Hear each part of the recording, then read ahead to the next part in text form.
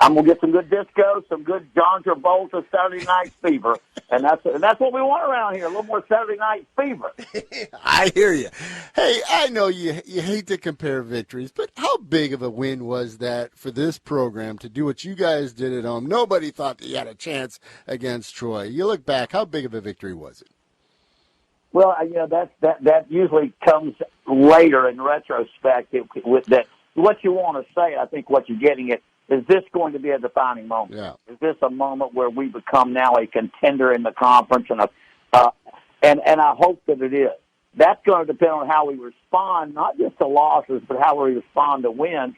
Do we see that as a means for elevating our practice time, our efforts, our belief in ourselves, and our ability to play good football?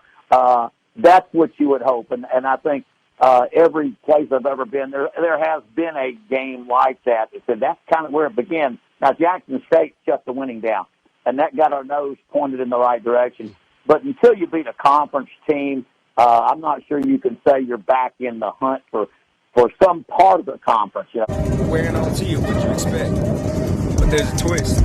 This week, we're kicking it old school. Yes, I'm in designer. If I see her, then I got her, bro. While they sleeping up on me, I just been working all night. Yeah, they just talk online, but when I see them, it's on sight. Even in the summer, don't my neck be frozen ice. I swear I go hard. The Chanticleers are 0-3 all time versus ULM, with the two teams last meeting in 2019. ULM is the only Sunbelt team the Chanticleers have not beaten since moving to FBS and Sunbelt.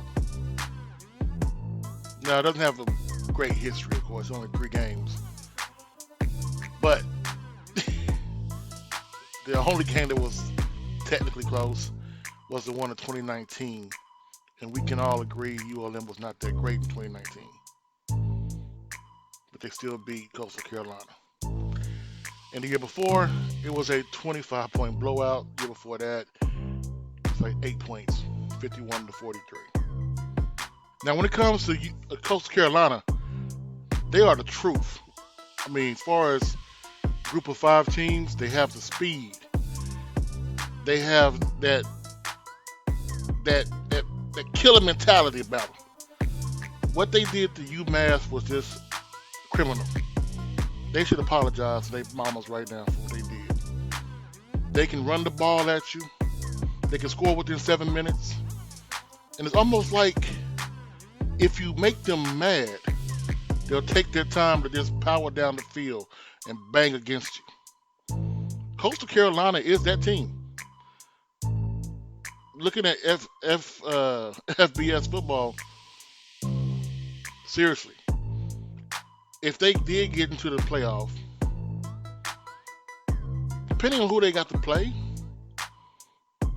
I'll be a little scared for game 1.